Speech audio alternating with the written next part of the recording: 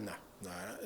And look, I don't want to make it sound like well, this is what I want. And I get no. It's just that, sometimes it may come down to, the club saying, look, we really like this guy, and if I feel like it's gonna fit, then I'll certainly make a decision. But if I don't, if I feel strongly about it, then I will sort of draw a line there, because ultimately, like I said, it's a waste of a club's resources if me, the person who's going to be kind of at the forefront of everything that happens after that decision, doesn't believe in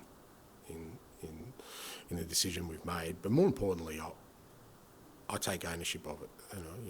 And if I'm going to take ownership of something, like I said, I may as well have had the final say, because I'm not going to take ownership on something and in my mind, I think, well, it actually wasn't my decision, and that's more on me than anyone else. Just obviously got two players in the squad. Pierre and his lawyer came out yesterday saying he wants to stay. First of all, how happy are you with him that he's staying? And then also Brian Hill, he's someone who's been here a while, been out on loan. There have been questions from the outside whether he's up to it physically in the Premier League. He hasn't played regularly for you, but he's still here. Do you think he has a long-term future at all? Look, I think with all the players, I kind of look at it the same way. Is as much as I'm sort of steering this ship, they also have their own. And I speak to players about this all the time. It's their careers, and they've got to do what they feel is right for them as well. And look, from my perspective, I need a strong squad. And all right, maybe this year without being in Europe and obviously being out of the Cups, the games now are limited between now and the end of the year. But if we want to get to where we want to, then again, I compare us to the other clubs that we want to try and challenge, and they've got big squads. They've got some pretty good players not starting. I look at it every week when they make substitutions.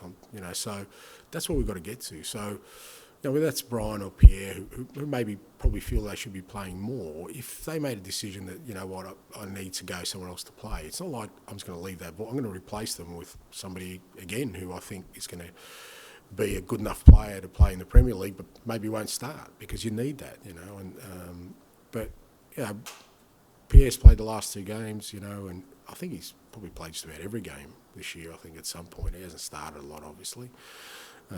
And Brian sort of, he's had a couple of injury problems earlier in the year, and he's probably hasn't played as much as he'd want to, which again, I understand. But ultimately, I've got to try and build a squad here that's going to challenge. And that's only going to happen if I've got, 20, 22, 23 players who are all of Premier League standard. And that will mean that if it's not Brian, it's Pierre, it's two other players who will come in and maybe aren't playing as much. And then, but that doesn't mean I don't rate them or I don't think they're up to the standard. It's just that you need a squad in this, and we've seen it more than anyone with the injuries we've had. Just finally, back to Jurgen. Man City and Liverpool, such a stronghold over the Premier League. Recent memory, and Pep and Jurgen were critical to that. You saw before what happened with Man United, where the legendary manager left. Does this potentially open the door for more competition?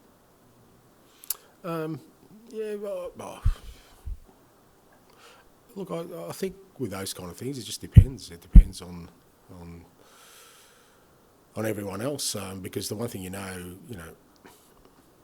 managers and people like Pep and Jurgen, they're not going to stand still. So, like I said, it's not like it's a stationary target you're trying to hit. They're going to keep pushing the envelope to be better and improve, and it's up to everyone else to kind of match that and get up to that and try and exceed it and not shy away from the challenge. And, I think, they've been very, very dominant teams for quite a while now. But, there's only one way to break that cycle, and that is for others to rise to that challenge. I just don't see them coming back to the field. I just, even with Jurgen going, I still think there's a really strong squad there, really strong mentality. I'd be very surprised if whoever takes over, doesn't continue to build on that. I always think with those kind of things, it's up to the challengers to change the status quo. And that can only happen if if you have that sort of desire and will to to challenge that and not feel or be afraid of falling short, because ultimately if you don't, then they're just going to keep winning. Matt? If that is you joining the transfer window, are you happy with what you've been able to do? Yeah, look, we obviously had a couple of clear objectives for sure, and part of that was to try and do it early, because even now I can see already that Timo's played a couple of games, Radu's really settled in really well, so you can imagine if we were signing him sort of now in the last couple of days, probably need a week or two to get him up to speed. So I think every window you kind of measure it on, well, are we coming out of it stronger than what we went into it? And I think we have. We definitely benefit from Radu and Timo, both in the short term, but even I think longer term and more importantly. And I think that's the measure of any sort of window, and we haven't lost anyone significant. So from that perspective, we've got a couple of good loans out of it. Ashley Phillips, Alfie Devine going to Plymouth, both those boys. So I think it's been a productive window for us. What projection do you have on the next window? The big talk about this window is not a lot's happened. There's been quite a lot of inertia for various reasons. Yeah. So do you think that's a sign of things to come, or do you expect? Yeah, hard to say. I don't know whether this is the new world, and obviously there's some financial sort of parameters now that are kind of dictating how these windows work. We might have to replace you guys with the finance section of your organisation, so we can explain to people why the transfer window is so quiet. But it may or may not. I don't know. Maybe just the people are sort of looking for the summer window to make significant rather than sort of something short term. But it maybe, and I just think the way clubs are kind of working is changing. I just see it.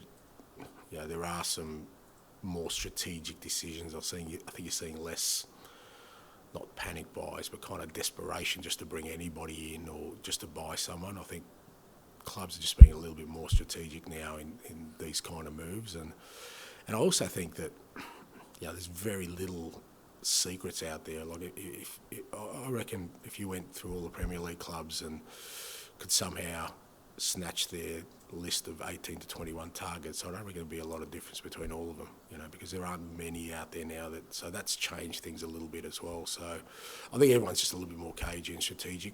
Will that last? Maybe, I don't know. That's certainly the indication I get at the moment. If it does last, do you feel like Tottenham are well set? I mean, figures last week about being the richest wellness club in London now, stadiums. Yeah, no, it certainly, look, it helps, and I think it's a credit to the club that we've got ourselves in that position, but that's not what clubs are measured by. They're measured by other things. George? And I guess your last fixture will be in Europe next season. How close or far away are you to having a squad that can compete at the forefront for next season? Yeah, hard to say. Like I said, I think there's real growth still in this group. I really do, and it depends on sort of, and that's why this second half of the year is going to be really important for us, to see how much we can push these guys to finish the season strong. And if we get a really strong finish, then there's a lot of guys who don't forget, are probably in their first or second year of Premier League football, where you go, okay, well, there's some real growth there, which I think will help us in building the squad we want. But I still think there's a way to go. I still think there's, when I kind of look at where we're at, to where I think we need to be in the next sort of year or two, there's still a way to go, and that's why I think every window is going to be important for us. If we can sort of, improve the quality of the squad, and also, like I said, develop our players, and we'll get to that point quicker, but there's still a long way to go. And clearly this is a project, and it's happened overnight. But I guess this year the news and Pep's contract things expiring in 2025, he doesn't sign a new deal. But is there kind of a real feeling, I guess, amongst the sort of top six that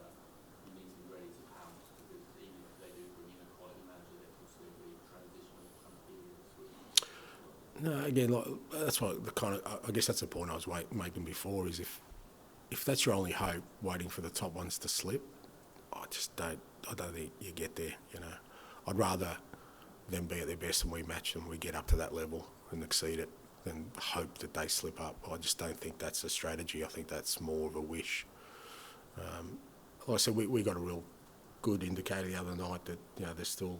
And look, to be fair to the lads, we hung in there and we fought hard, but we're playing against I think probably the best side in the world at the moment, and there was a difference between us for sure. But if we're hoping that they come back to us rather than us trying to get to there, I think you're chasing a lost cause. And just finally, you mentioned the City results. Obviously, been a perfect week. Has it been a better week compared to that first Brentford game when we had loads of Harry Kane stuff? I'm guessing it's probably one of the most difficult weeks in football leading up to the game. Yeah, it was. Fair to say it was a challenging week because there were so many unknowns and uncertainties there. You want to start the season on a positive note, and when you lose arguably the club's greatest player on the eve of it, and you're not sure about the impact, who's going to step up, who's how the players are going to react. We're playing differently. We're putting a different lineup. I think Vicario, Destiny, others were making their debuts on the day. It was Brentford away is a tough game anyway. So there was a lot of uncertainty, but that was the exciting bit as well, just to see sort of how it developed. And I think even the start of the game, there was no running water or something. We delayed it for 20 minutes. It was bizarre. The whole thing was just like, I've just destroyed the whole Premier League just being here. It was. But like I said, that's the exciting bit. Different now. Yeah, it's a challenge now, but there are more knowns for me anyway. So, but the sort of the fire hasn't diminished. I still really believe that we're building something here that hopefully will get us to where we want to very quickly. We'll finish with Dan for 12 o'clock tomorrow, please. Similar line of questioning, but when Klopp came to